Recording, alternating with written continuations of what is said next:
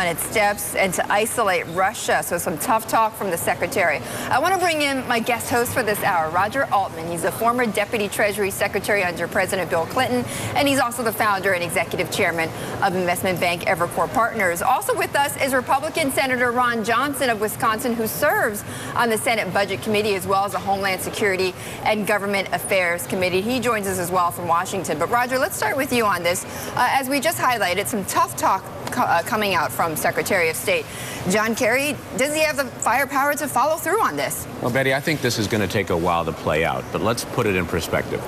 First of all, Putin's move into eastern Ukraine, particularly Crimea, is a move out of weakness, not a move out of strength. Because look back 3 months ago, Russia had reached agreement with the then Ukrainian leadership on a $15 billion rescue package where Ukraine would reverse its previous commitment to the EU, align with Russia, and in effect reconfirm Ukraine's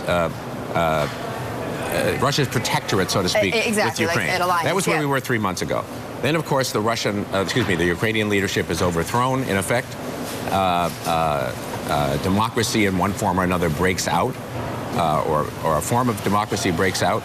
And Russia is way back on its heels, and its previous agreement with Ukraine is blown up. So you think it's a desperate move by them? I don't know about the word desperate, but it's born out of weakness, and that's number one. That's number one. Now, I think Putin's probably has made it clear already he doesn't want to move into the western part of the country because he knows that would bring a much stronger response from the U.S. and from the West, so I don't think that's going to happen. That's number two. So number three is the question of what sanctions, what costs, to use President Obama's term, Putin is going to have to pay for this. And I don't think it's clear right now because we're seeing various forms of equivocation from Europe. We've seen Germany obviously indicate that it's not in favor of some tough sanctions because of the economic and financial ties between Germany and Russia. So the question now, which I think will take a while to play out, is what are the costs which Russia will pay? And I don't think it's clear, and I don't think it's clear that they'll be that high. But are we going to see Putin withdraw now from the Crimean region from a military point of view? I think the answer is no. And again, putting this in broad perspective, the Crimea represents the one warm weather naval base, major naval base, that Russia has. And from Russia's point of view, it's a strategic asset of the highest importance. Right. So I don't think Mr. Putin, given the uncertainty of where Ukraine as a whole goes, and does Ukraine align with the West, is going to give that up. And I think that's where it stands at the moment. Let me bring the senator in this. Senator, you were just listening to Roger Altman's analysis. Would you largely agree with it? Well, good morning, Betty. Boy, I'm not sure you'd take a look at what Russia did and call that a move of weakness. I realize that Russia's not a strong economy, and it's certainly dependent on its oil exports, and certainly kind of enjoys world chaos because it keeps the price of oil high. But, you know, I appreciate what the administration is trying to do. I want to try and be unified here. I want politics to end at the water's edge so that we can, you know, but what bothers definitely send the signal. Well, you know, what we need to do is we actually need to act. Now, I think we should act in measured fashion. I don't want to escalate. I want to de-escalate. But Vladimir Putin has to pay a price for what he did in Crimea. We've got to take some action. Hopefully we can force him to withdraw from Crimea. We certainly do not want him to advance any further. And, of course, what Russia's been doing is they have been putting pressure on all of those fledgling democracies that, you know, they're former client states of the Soviet Union. And they're going to continue to try and put pressure, trying to stabilize those regimes, which is not good for the West. It's not good for economic world order. Roger? Well, first, Putin's move into Crimea, of course, was not a weak move. It was a military move. But the reasons for the move, in my judgment, you say are out of weakness. Were weakness, right? Okay. And I think Senator Johnson and I agree. The question is now, what cost will Russia pay? It isn't clear to me what that will be and whether we can actually impose large costs on Russia. We have the tools if we wanted to use them. After all, we could freeze Russian assets in Western banks or even just American banks and other steps, which would have a very, very punitive effect. But I don't think the United States wants to act alone. Well, let's look at the aid package, though, that the U.S. is helping put together with the Europeans. And, Senator, do you expect the aid package worth up to $15 billion, is that going to clear Congress? And if it does, do there need to be conditions placed on it? Well, this is no time to be penny wise and pound foolish. What the administration has to do is make the case of why it is important that Russia does not continue to proceed and gain greater influence in Ukraine. Part of the reason that they were gaining influence is because America, the European Union, was kind of asleep at the switch, just kind of assuming that Ukraine was going to join the Eastern Association. Yeah. And that didn't happen. So I mean, those plans kind of collapsed. We have the opportunity to snatch victory out of the jaws of defeat. And so, again, this is where it's important that we act in a unified fashion, both in America and with our European partners, and make sure that we actually do snatch victory out of the jaws of defeat. Let me just pivot for a moment from what's going on in Ukraine. I want to get back to what's going on in Washington with a subject that both of you are very well versed in, is the budget. We saw the White House propose their budget of almost $4 trillion yesterday. And Senator, I know you've been critical on the record, on and again, saying that, look, the Senate is dysfunctional under Senator Harry Reid. And you said that the Democrats are unserious about true fiscal reform. Was there anything in this new budget that gave you any sense that there could be some compromise here? I don't see anything. It's $1 trillion more in taxes. It's increasing spending dramatically. It's not adhering to the compromised budget deal that President Obama just signed a couple months ago. And of course, that's been the big problem. Is we do the Budget Control Act, then people try and weasel out of the controls or the limits of that act. They do a budget compromise, and the first piece of legislation that falls on the floor of the Senate violates that. We have to stop it with a budget point of order. And of course, this president is doing nothing to address the 2/3 of the budget, all the transfer payments, all the entitlement programs that are on an Social unsustainable Security, path. So yeah. I don't see a whole lot we can compromise with here. Well, I think I happen to like the budget, but I think it's a relatively speaking a non-event because first there was a key agreement struck just 2 months ago between the House, represented by Paul Ryan, the Senate, represented by Patty Murray, in terms of discretionary spending and the key items within the discretionary account. That was just agreed. Yeah. Second of all, this is a congressional election year, obviously. So I don't think this budget, which I happen to like, nevertheless, what do you like about I don't think it's going anywhere. Well, first of all, the deficit is coming down considerably. And let's not lose sight of that. The deficit, I believe, But is is projected. that from fiscal reform, Roger, or is that really just from the economy growing, though? Well, I think it's both. I mean, the sequester, I don't happen to think that's a very intelligent approach to spending control, but the sequester, and just from a sheer deficit point of view, has been effective. Yes, yeah. has been effective. Second of all, we've had, obviously, increasing revenues because of the economic recovery and the composition of the recovery. So those two things and some other things have resulted in the deficit coming down pretty considerably. Next year, I believe it's projected at 3.1% of GDP. That's way down. It was over 9%. Yeah. And I think we should step back and recognize that that's good progress. You can debate forever who's responsible for it, but it's good progress. Second of all, I think that some of the initiatives the president is talking about, let's just take infrastructure, are so vitally needed. And actually, both sides agree that we need infrastructure. It's just a question of how do we pay for it. But the budget isn't going anywhere. Senator Johnson is right.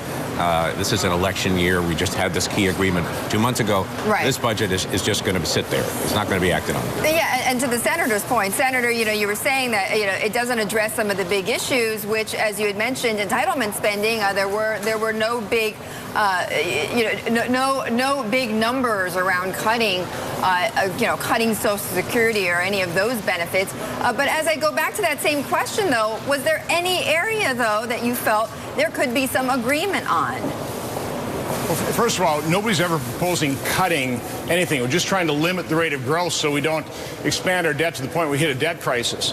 And, Mr. Altman's correct. The reason the deficit's coming down is even with the meager economic growth, we've increased revenue to the federal government by more than $650 billion since the low point in 2009. That's through economic growth. So what we should be doing is we should be enacting pro-growth tax reform, regulatory reform. We should utilize our God-given natural energy resources.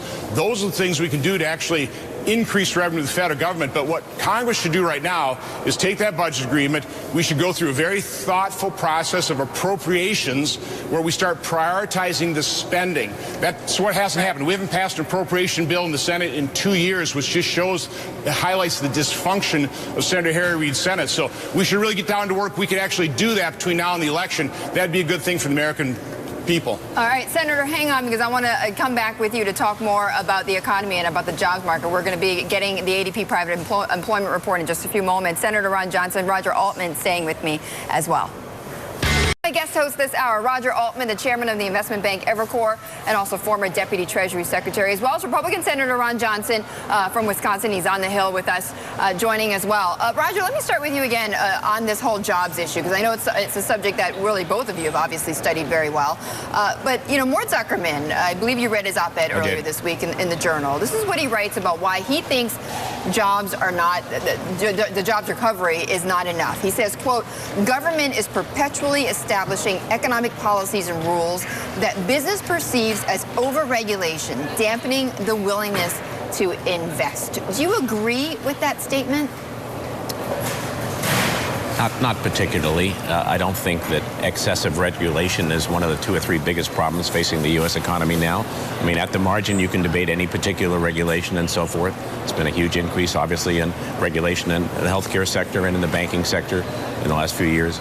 But fundamentally, he was right on the central point he made in the piece, which was the key to restoring good quality middle-class jobs. And in particular, I would add, the only way we're going to turn around the declining living standards, which Americans today are experiencing, with median household income 7% below the pre-crisis peak and back to the level of the 1980s, the only way we're going to do that is improved education outcomes, higher high school graduation rates and quality high school and higher college graduation rates. Remarkably, since about 2004, graduation rates at both the high school level and the college level have increased meaningfully in this country. Yeah. And it's something that it's so crucial for us to keep going. And it's the cumulative effect of 15 or 20 years of public school reform and other reforms which are producing this good impact. And it's so important that we keep that going. And it's interesting, and I'd love to talk more about education, because I think both sides would agree that we need to invest in education. Let's remember, the federal role in education is minor. Right. Most education occurs and is paid for at the state and local level. Absolutely. But Senator, there's one answer that Democrats have, though, an immediate answer they have to help raise the living standards of Americans. They say raise the minimum wage to $10.10, and you say no. Well, it would reduce the number of jobs available to those people on the bottom of the economic ladder, and we would deprive them of that bottom rung. But listen, Betty, this shouldn't be this hard. I think the writer is absolutely right. It's hard to overstate the harm the federal government's policies, regulations, tax rates does on people making capital investment decisions. I did it for 31 years. I talked to business owners that started a business 30 years ago that tell me, Ron, there's no way I could start my business and grow it the way I did if I had to do it today. So the cumulative harm of decades of layer upon layer upon layer of government regulation, of uncompetitive tax rates, you have to make America an attractive place for capital investment, business expansion, job creation, and we're not doing that, and we're certainly not doing it by demonizing businesses and demagoguing against success. We should celebrate success and incentivize it. Well, I mean, and I've heard that too as well, Roger, to be fair. I've heard as well that it'd be hard to start a business now than 30 years ago. Are there areas where we could roll back, though, some regulations?